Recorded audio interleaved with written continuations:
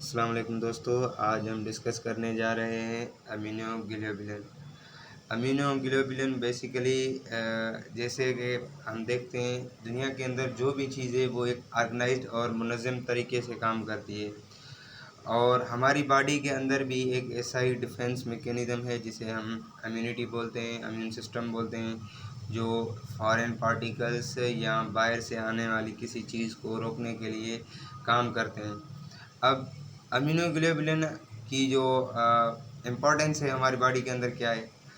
अगर अमीनोग्लोबुलिन हमारी बॉडी में ना होते तो जो आने वाले फॉरेन पार्टिकल्स या एंटीजेंस थे उनकी आइडेंटिफिकेशन ना हो सकती और वो इन्फेक्शन या डिजीज़ का करवाते जो क्रोनिक कंडीशन में चला जाता। उसके बाद जो हमारे सेल्स हैं उनकी डेथ हो जाती और लाइफ सर्वाइव ना कर सकती। तो अमीनोग्लोबुलिन बेसिकली इम्यून सिस्टम से लिया गया है और ग्लोबुलिन बेसिकली टाइप है प्रोटीन की। अगर हम इसको अपने वर्ड्स में डिफ़ाइन करें तो हम बोलेंगे immunoglobulin basically also known as antibodies which is the production of B cells in the response of any foreign particle or any foreign substance or antigen। Immunoglobulin basically antibodies को ही हम बोलते हैं और उनकी प्रोडक्शन WBCs का जो एक टाइप है बी सेल उनसे होती है। और वो कब प्रोड्यूस होती है, जब कोई बाहर से हमारी बॉडी के अंदर पार्टिकल या एंटीजन इन्वेड होता है या एंटर होता है।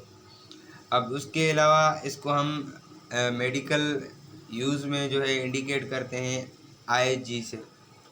और इसकी केमिकल नेचर देखें तो ये made up of globulin protein का मतलब बना हुआ होता है। और इसकी जो शेप होती है वो वाई शेप होता है और इसके 5 टाइप्स होते हैं। अब इसके हम स्ट्रक्चर को डिफ़ाइन करने जा रहे हैं। सबसे पहले इसके फंक्शंस देखेंगे। अमीनोग्लोबुलिन के बेसिकली 3 फंक्शंस होते हैं। एक तो ये क्या करता है, recognise specific antigen and bind with it. और उसके अलावा ये न्यूट्रलाइज करता है एंटीजेंस को। और उसके साथ साथ ये रेस्पॉन्स जनरेट करता है और इम्यून सेल्स जो होते हैं उनको बूस्ट अप करता है, उनको स्टिमुलेट करता है। अब इसके स्ट्रक्चर में देखें तो 2 रीजन्स पाए जाते हैं। जो ये नीचे वाले हैं ये इनको हम कांस्टेंट बोलते हैं और उसके अलावा जो ऊपर वाले रीजन हैं इनको हम बोलते हैं वेरिएबल रीजन। अब वेरिएबल रीजन का काम क्या होता है, ये रिकॉग्नाइज करता है और उसके अलावा बाइंड करता है स्पेसिफिक एंटीजन के साथ। और कांस्टेंट रीजन जो होता है ये क्या करता है, ये और जो कांस्टेंट रीजन की बात करें तो ये डिटरमाइन करता है मैकेनिज्म ऑफ एलिमिनेशन कि फॉरेन पार्टिकल को कैसे बॉडी से एलिमिनेट करना है। अब ये जो बेसिकली टाइप्स हैं ये टाइप्स वेरी करते हैं एक दूसरे से वेरिएबल रीजन की बुनियाद पे। और इसके अंदर हमने बात की कि ये प्रोटीन इन नेचर होता है, तो उसके साथ साथ तकरीबन 4 चेन्स होती हैं।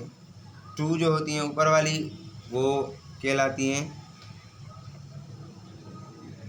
लाइट चेन और जो नीचे वाली 2 होती हैं वो कहलाती हैं हैवी चेन। और उसके साथ साथ ये हैवी चेन आपस में और लाइट चेन आपस में कनेक्टेड रहती हैं with the help of disulphide bond. मतलब सल्फ़र के 2 बॉन्ड्स होते हैं जिनसे ये आपस में जुड़े रहते हैं, जिनको हम डाइसल्फाइड बॉन्ड बोलते हैं। और उसके अलावा इनके टाइप्स की अगर हम बात करें तो इनको याद करने का एक ट्रिक के फार्मूला है गैम्ड। अब हमारे पास आ जाता है IgG अमीनोग्लोबुलिन गैमा। अब इसको देखें हम तो मोस्ट अबंडेंट एंटीबॉडीज़ यानी नंबर में या परसेंटेज में बॉडी के अंदर सबसे ज़्यादा अमीनोग्लोबुलिन गैमा पाया जाता है। और ये मदर टू फीटस पास होता है थ्रू प्लेसेंटा।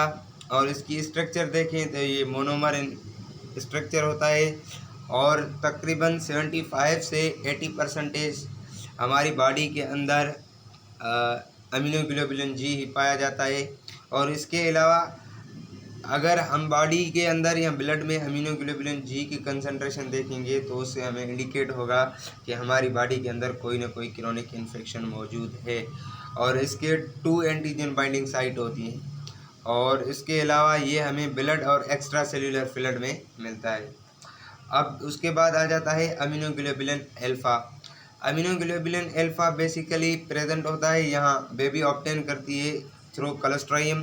कलस्ट्राइम हम बोलते हैं 2 to 3 डेज ब्रेस्ट मिल्क जो होता है मदर वाला उससे। और उसके अलावा ये प्रेजेंट होता है टीयर्स हो गए, और उसके साथ साथ रेस्पिरेटरी मेम्ब्रेन हो गई, इंटेस्टाइनल या म्यूकस मेम्ब्रेन्स जो भी हैं सारी, मतलब म्यूकोसल पैथोजन हो गए, रेस्पिरेटरी पैथोजन हो गए, या जीआईटी ट्रैक्ट के अंदर कोई पैथोजन इन्वेट करता है तो उसके अगेंस्ट जो एक्शन लेगा वो अमीनोग्लोबुलिन अल्फा लेगा। और इसकी परसेंटेज होती है अप्रॉक्सीमेटली 15 से 20%। और उसके बाद आ जाता है अमीनोग्लोबुलिन एम जिसे हम म्यू बोलते हैं, और ये हैवीएस्ट एंटीबॉडी है, हैवीएस्ट एंटीबॉडी है, और उसके साथ साथ पेंटामर इन स्ट्रक्चर है।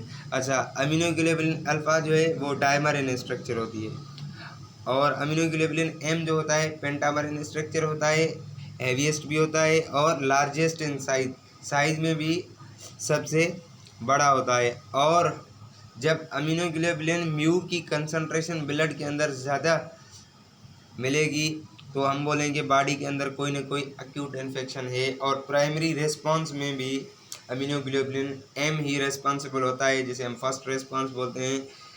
कोई पैथोजन इन्वेड होता है तो फर्स्ट या प्राइमरी जो रिस्पांस होता है बॉडी के अंदर वो अमीनोग्लोबुलिन एम ही जनरेट करवाता है।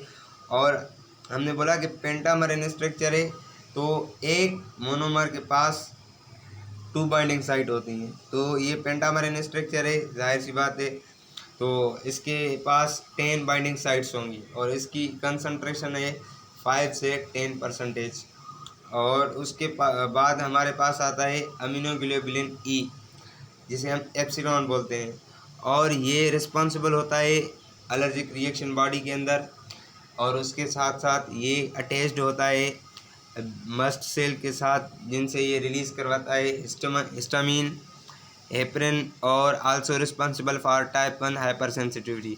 अब हिस्टामिन क्या करता है, हिस्टामिन एंटीकोएगुलेंट तौर काम करता है, और उसके साथ साथ हेपरिन जो है एंटीकोएगुलेंट तौर काम करता है, और हिस्टामिन क्या करता है, एलर्जिक रिएक्शन और इन्फ्लामेशन के इसमें रोल प्ले करता है। और उसके बाद जो सीरोटोनिन है वो इन्फ्लामेटरी रिएक्शन में जो है पार्टिसिपेट होता है।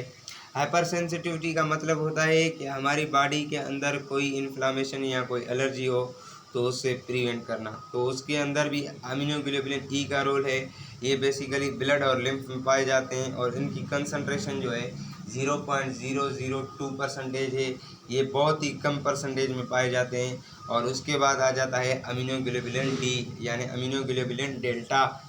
यह डिफ्रेंशिएट करता है बी सेल्स को, बी लिम्फोसाइट्स को टी लिम्फोसाइट से। ये बी सेल की जो सरफेस होती है उनके सरफेस पे अटैच होता है, और बाकी इसके जो फंक्शन है वो अननोन है, मगर ये मैच्योर बी सेल और इमेच्योर बी सेल और उसके साथ साथ टी लिम्फोसाइट को एक दूसरे से डिफ्रेंशिएट करता है। Thank you.